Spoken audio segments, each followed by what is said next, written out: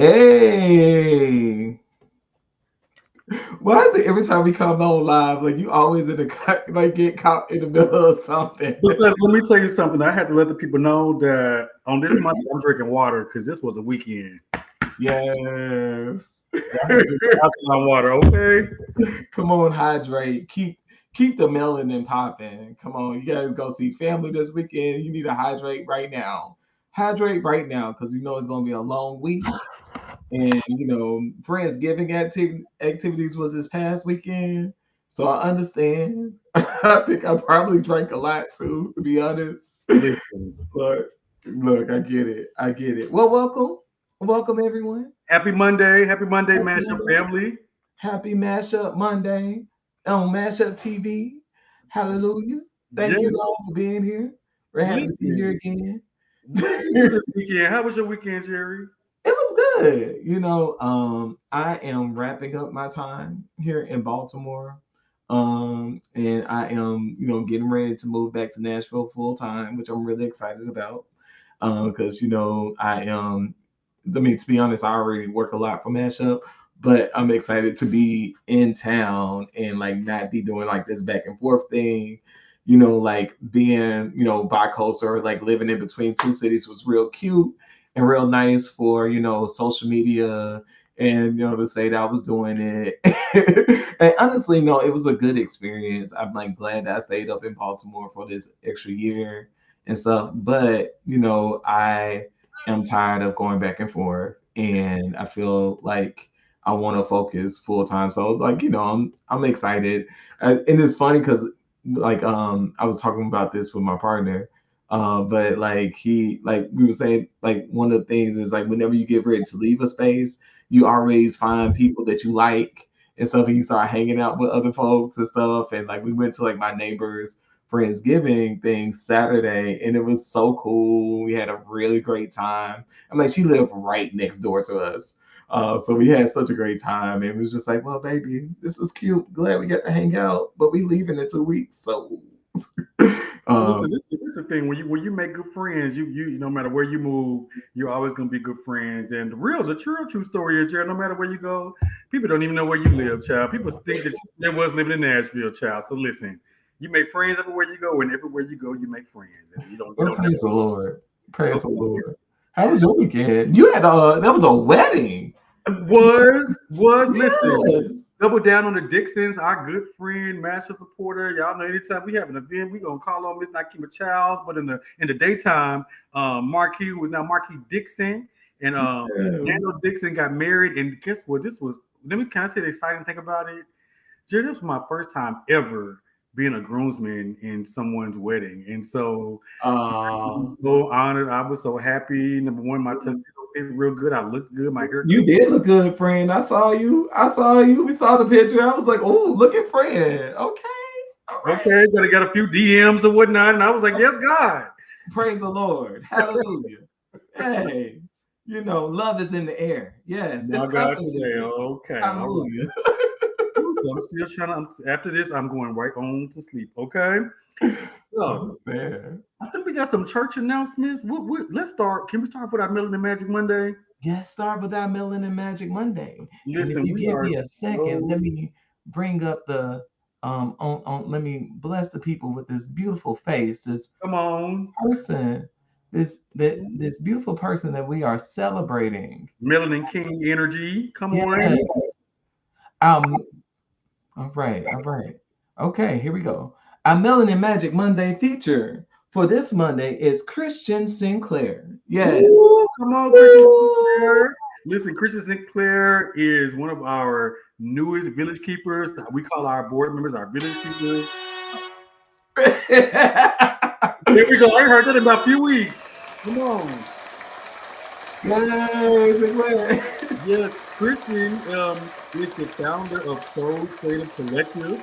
Instagram SOULD615, which is an arts nonprofit empowering BIPOC creative in Nashville. And he's also a curator and communications manager. We're just excited to highlight our good friend doing some great things in the city of Nashville. Y'all go follow our good brother, okay? Yes, go follow Christian.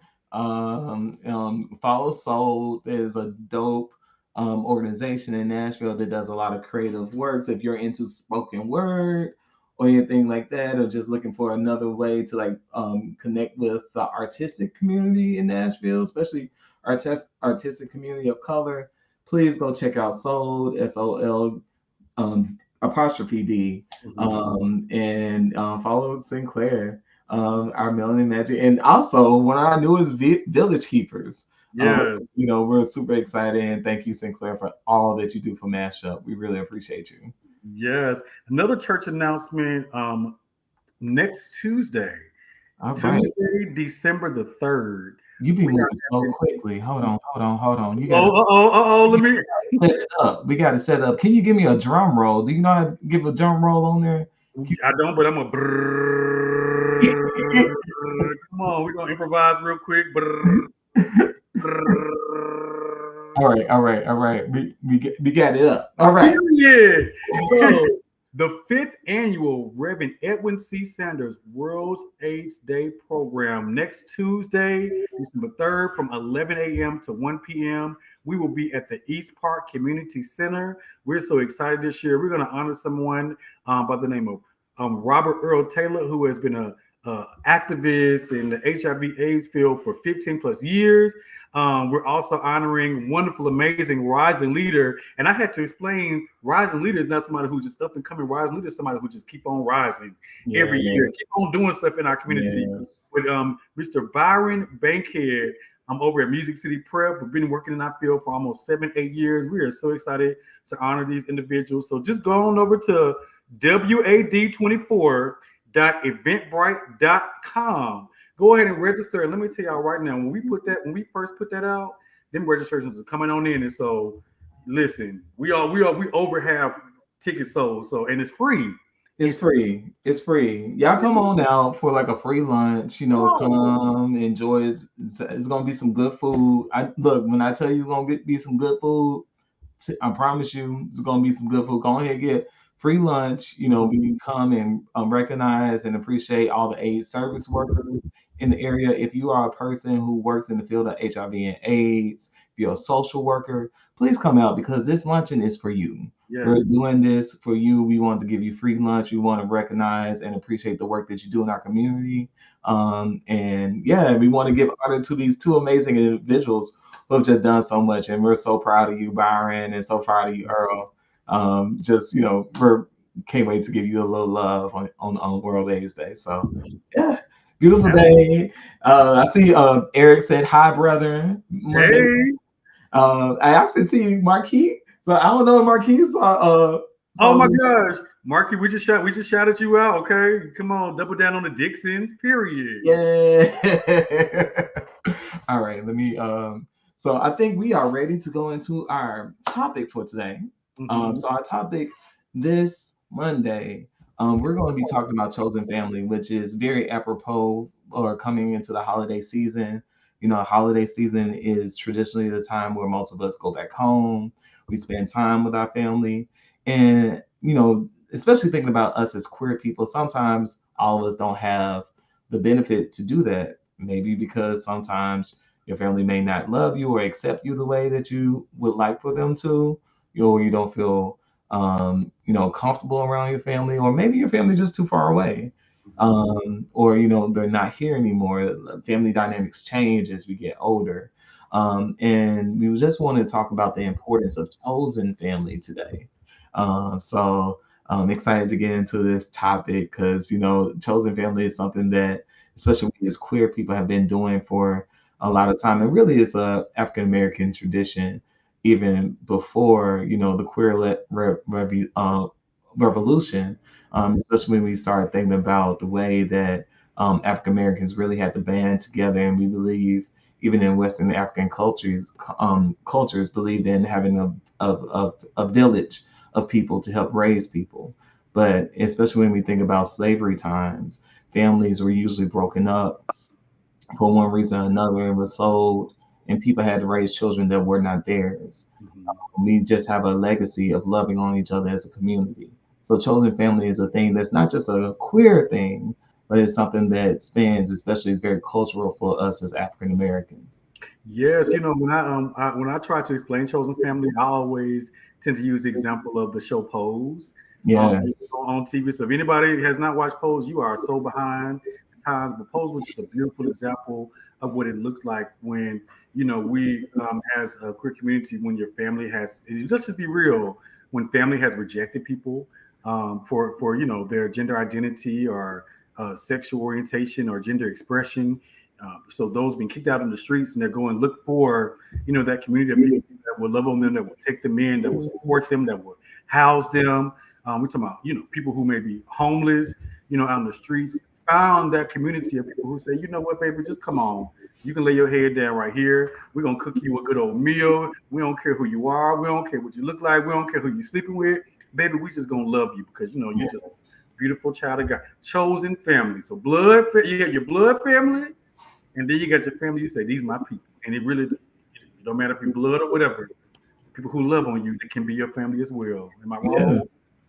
I mean, and I think the thing is, we all end up choosing family, or our goal is to choose and create a family because that's what you do when you find a partner.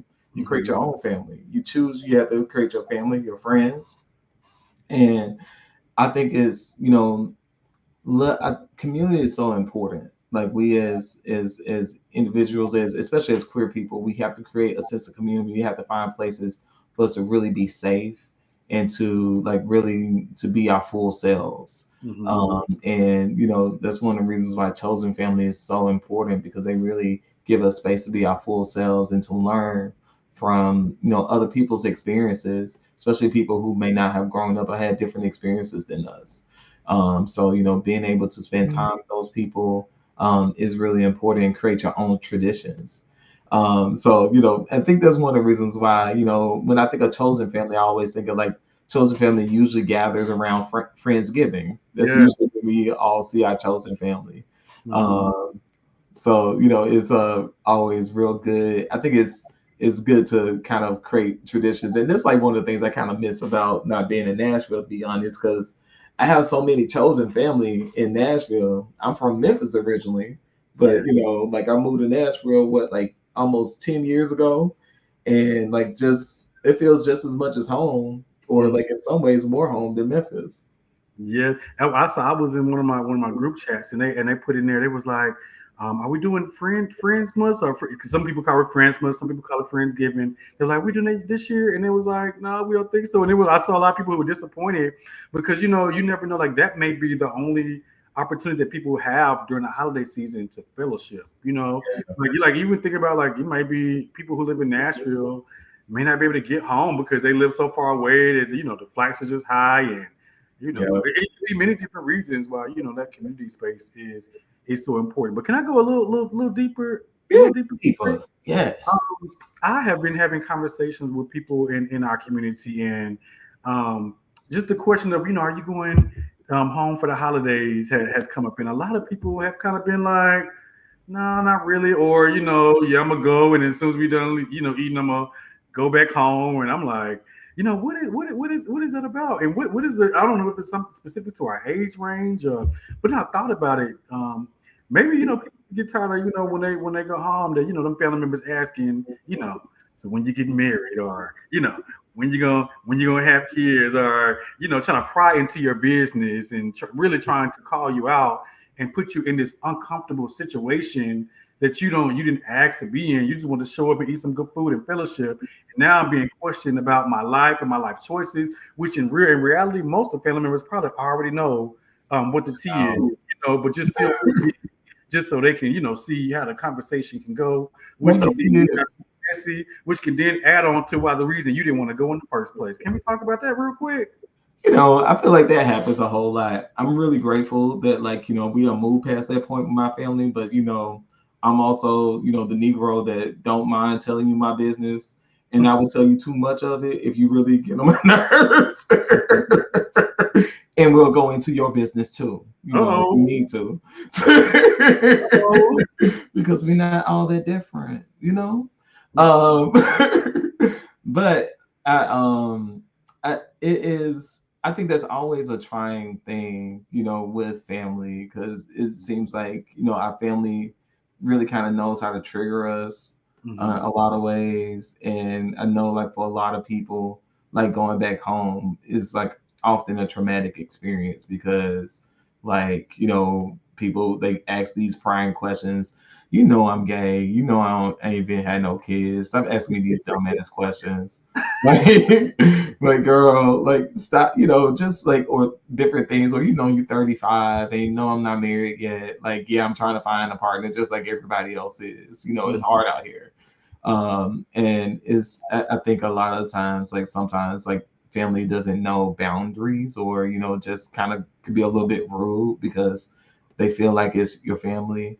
I mean, that's always a thing. Like Brian, like, have you ever dealt with that? Like, what have been your tactics with kind of like dealing with like rude family questions, if any? Well, you know, I don't I don't think that like people really like pry too much. I think most people just like no. I think like only time I really feel like any got any pride is recently when I went to my men's retreat. And all the guys in my family was like, Brian, what the fuck we are, and I'm like, well, I ain't never tried to hide, who I was, but I ain't coming down here to just like sitting there talking about like, what's going on and what's happening. Like, I just want to eat good and just fellowship. So I don't really think I've had those experiences, but I will tell you that like maybe in the back of my head it's always like that anxiety and that anticipation that like somebody will just, be like, Brian, you don't never come down here, with nobody. And then you start seeing younger cousins popping out, babies and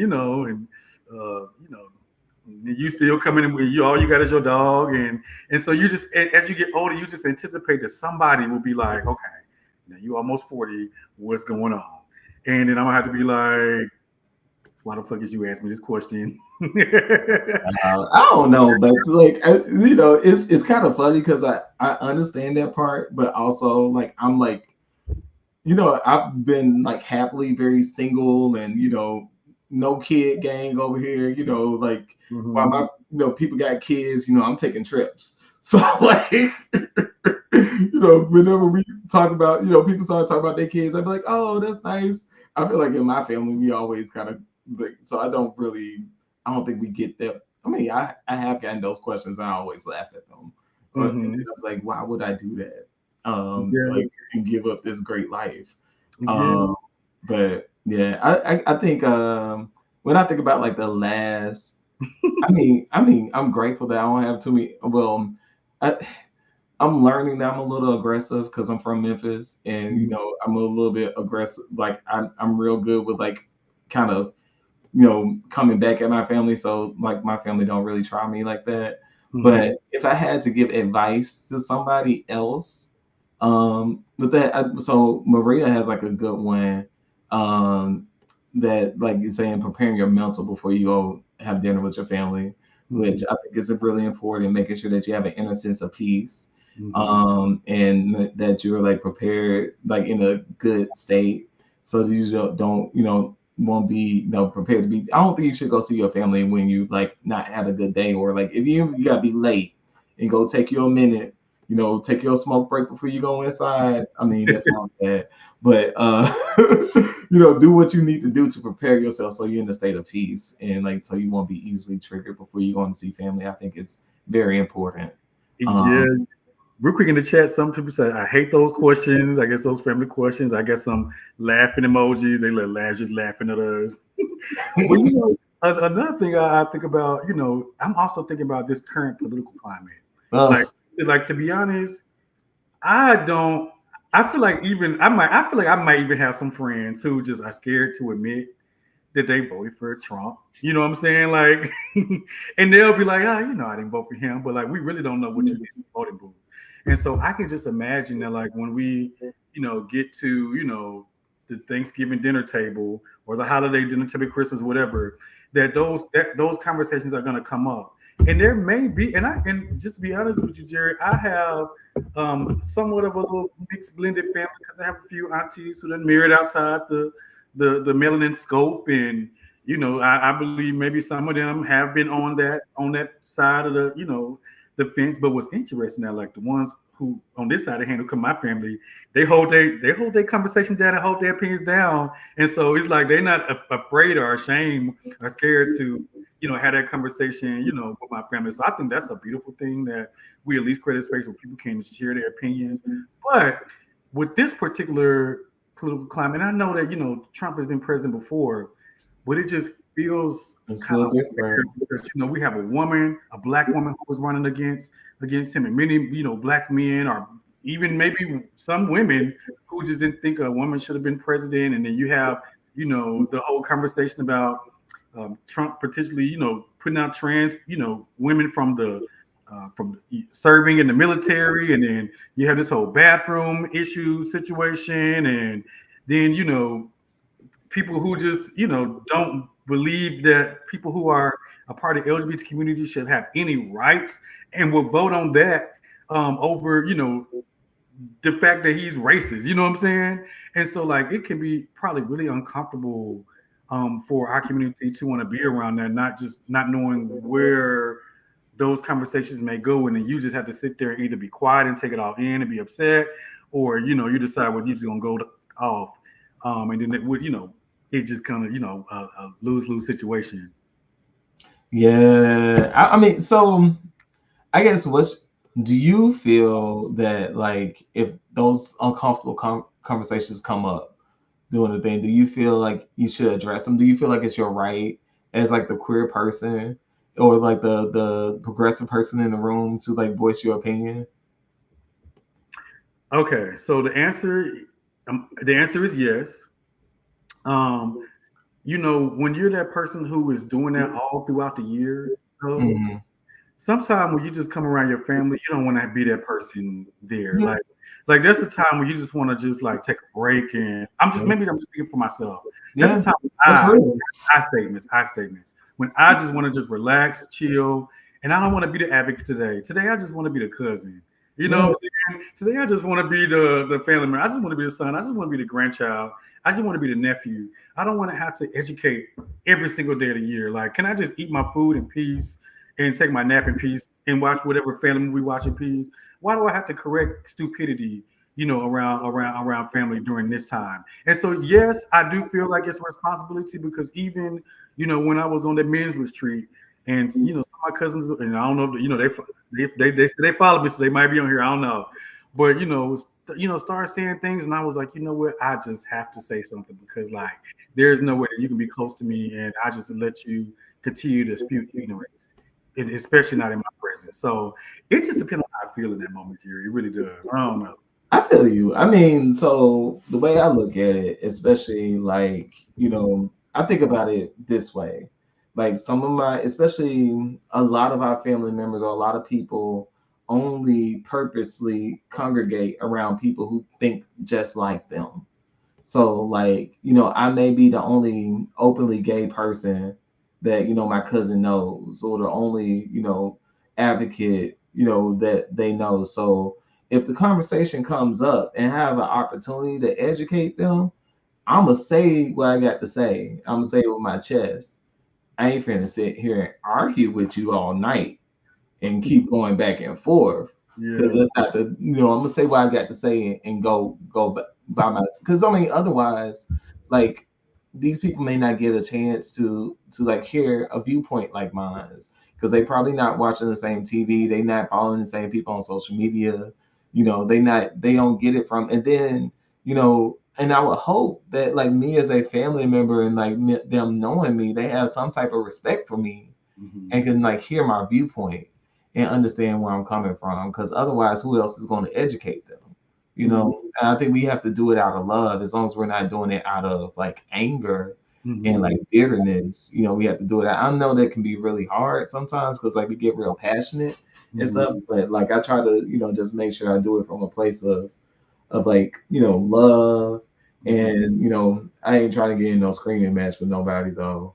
No, I feel that. But then, another part of me, Jerry, and I just thinking about certain generations of people and just certain people with certain mentalities that no matter what you say, no matter how much you try to educate them, no matter how much you everything you say, we have these conversations all the time. We stand in front of medical doctors, and we stand in front of different peoples and different groups, and we promote all this stuff on our social media page, and so we're teaching and teaching and teaching all the time. And you just kind of get to the point where I'm sorry, I'm trying to do my I statement homework right now. I feel like you know I believe that some people will just never change their mentality, and like sometimes you're like, is it even just worth me even wasting my time and energy to try to educate you? Because another part of me feels like you already know better, and that you have chosen your hate to win over your you, you've chosen hate to win instead of being educated. And so we're good. What I do, like, why? What would make what I say make you change your mind when this is how you've been feeling? You already, probably know these things, and you just choose. Just like how we choose family, I think people choose to be ignorant.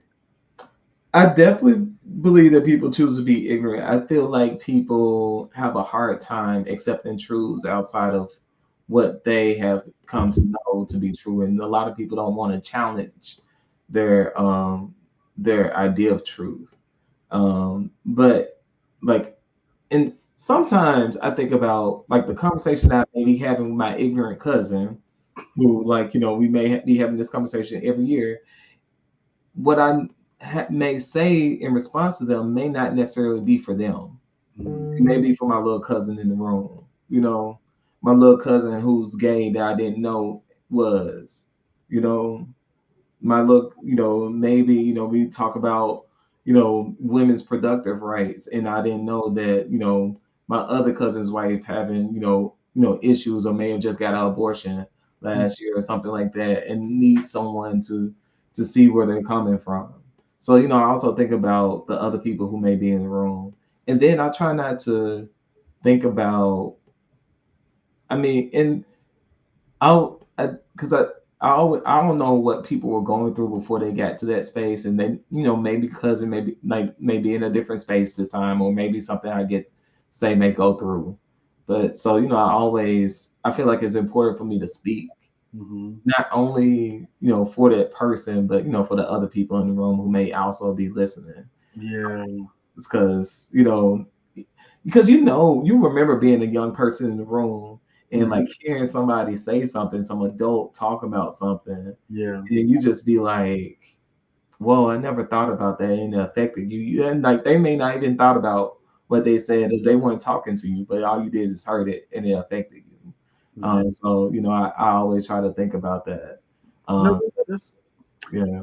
I feel that I will say that I can probably handle whatever that people may say about me. But if you say something about somebody else and I can literally see like it's affecting them, that's what probably would be my trigger.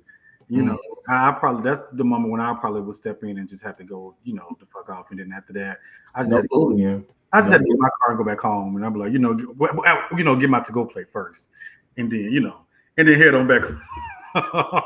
That's why, I always like whenever like I feel like it's important or a good practice for me. I feel like, especially if you know that you are going into a family situation that may be a little tense, is always to plan an exit strategy.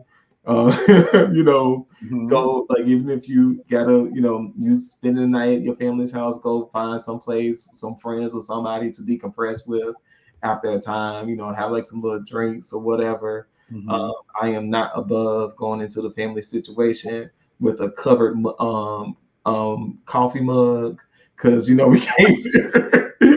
My folks real religious. We can't drink Mhm. like in front of our family. So I would like go into a family function with like a little thermos. I've done that before, just so I can be real calm and won't be responding to stuff all crazy. Well, Yeah.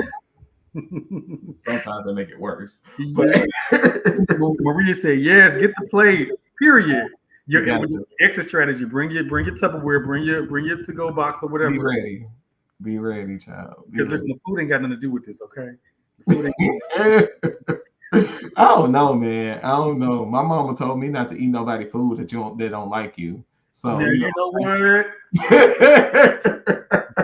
You might have a point. There might have some energies in that food. You right. I don't want. I ain't trying to eat no hate chicken. I don't believe in that. You so okay. So we talked about chosen family.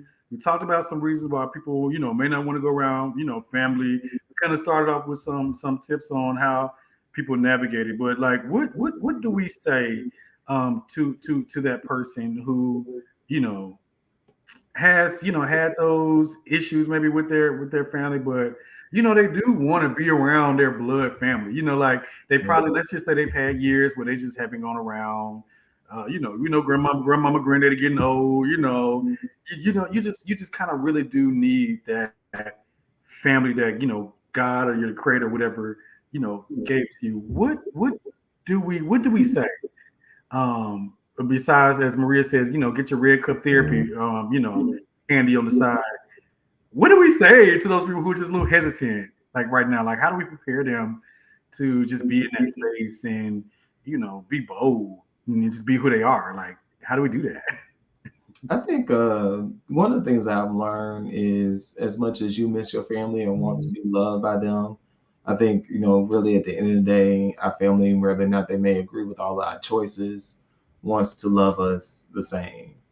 And I think, we have to give people an opportunity to love us and Mm-hmm. stuff. And, yeah, they may not like everything about us. We probably don't like everything about them.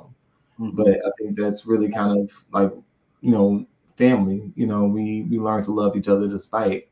And I think, I think it's easy, especially in today's age. I think people have a lot of people um, may have anxious, avoidant, coping style of coping with things, and I think it's very easy to avoid family, avoid people, avoid people because you don't feel comfortable with being yourself or Mm-hmm. being all that you are. But sometimes I think it's at the end of the day, our family, the people who really love us, really just want us to see us happy, and Mm-hmm. they will learn to respect our choices. That's one thing I learned about my family. Like at the end of the day, they saw that I was happy and saw that I was, myself, and that speaks so much volumes, and they have to respect it. Yeah. So I think don't be afraid to be yourself. I mean, if you love your family, you want to see them, go do it. You don't have to stay too long. You don't have to be do the most, but just go do it. Go do it. You'll be grateful. Yeah, I love that you bring it up because, and I know this is not everybody's situation, but like there are people, and I even have done it myself. Just kind of make up in my mind that Yeah, people, don't like me or people feel some kind of way about me, and that may hmm not even be true. It could be that we're blocking people from getting to know, who we are. You know what I'm saying? Maria said yes, and so like, I even like certain conversations I've had with my mom, and she was like Ryan. I already like knew that, and so like like a lot of the things, conversations I've been having with my therapist is trying to figure out why, what was it that happened that made me think that like somebody wouldn't love me, or what was it that happened that made me think somebody wouldn't accept me. And yes, maybe like a family member may have said something or done something, and maybe they didn't even realize what they said or did was harmful. And so like if I yeah, can just like am distance from you, then like how will you ever be able to even apologize for something that you didn't even realize that you did? yep, So, yep. It happens to a lot of us. It happens to a lot of us. And I think sometimes we will end up avoiding our family and don't even realize it. Like I think, I had some of my aunts, say stuff to me just like, "Baby, I still want you to come over." And mhm. family, they'll say little stuff, and you know what they mean because some they're older. They be like, "Look, baby, you could bring your friend. Like, you need to bring your friend." I'm like, "Okay, auntie, I got you. I'll come over." She's like, "You don't have to be shame over here, baby." I'm Yeah, like, "Okay, all right." yeah. I remember. I'll tell a quick story. I'll tell one time I was one of my birthdays, and this point I had never introduced my parents to anybody that I was dating. It was my birthday, and my mama sent me a text and was like, hey, we cooking seafood. They know I love my seafood. And a big seafood platter and all this kind of stuff. We'll be over here by 7 o'clock. And I told the person I was dating at the time, I was like, so yeah, I'm gonna like, just when we get over here, I'm gonna let my parents know that you're my friend. And he was like, no, you're not. I said, what you mean? He said, no, he said, you're gonna let them know exactly, who I am. And so I had to make a decision that my mom was, oh my God, like this person gonna break with me. And then I started questioning myself, like, why won't I just go over here and be like, this is who I'm with, like what was that in my mind? And so I reached out to my mom and I was just like, you know what? I got a boyfriend, and if he's not allowed to come over, then I'm not coming. And my mom responded back. She said, if you and him don't be here at 7 o'clock and eat all this food I cook, she said we're gonna have a problem. I said, yes, ma'am, say less. And so and so all this whole time I'm like scared to even see what it is, and she like, I was like, stop playing with me. like, come over here, y'all, both of y'all come over here and eat this food. She said, I made enough food for you and whoever you bring. Yes. And so I will never forget that story, and I love that story. But we just back to the original topic of chosen family. We know that there's truly some situations where people's family members just are absolutely not acceptance, and so I want us to be very clear that the message is you don't have to be around anybody who spews out hate, who does not love you, who puts you in a situation where you feel like you're not safe. If that was that situation really is, and without a shadow of doubt that's what it is, please be around the people that do love you, whether they're blood family or whether they're family that you had to choose. Like, make sure you're in a place where you feel safe. And I say only go, only go where you're safe. I don't know how else to put it. Where you're safe, but also give people the opportunity to show that they love you. Giving people the opportunity to accept you. I think I mean, at the end of the day, and I know it's weird now, especially because of the political climate, and even if we know that like our family members may have voted for someone else or Mm-hmm. made other choices, and they decide to live their like way a different way, may not mean that they hate you, or we don't have to take it. I mean, it's kind of hard not to take it personally. I mean, we could disagree, but we could still, work on our family relationship. And I think it's important for us to even show love to people now. And because at the end of the day, like the only way that people do better in the future, they have to see the consequences of their actions. You can't, it's harder for people to make choices when they directly see that like choices are hurting someone they love. So, I think it's important for us to be present just for that reason, and to be open. So, Okay. Well, yeah. I do have one quick question before we get off the line. Have you ever brought anybody home to family members that you were dating? Child, yeah, I one of my first boyfriends, he literally was just like he invited himself. So, child, and I think my family have just got it. Sometimes I don't always announce the person as who they are and Mm-hmm. stuff, and I feel like they kind of know who it is, and you want to ask a question, you get an answer, that type of thing. I feel like every time somebody bring, one of my straight cousins bring, they don't always announce stuff, and we ain't gotta like make a big announcement out of it. Why I got to either. So, but yeah, Yeah. I've brought people home before, and they'll continue to meet people. So I they'll love be it. all right. They want to see me. They gonna see whoever I'm with.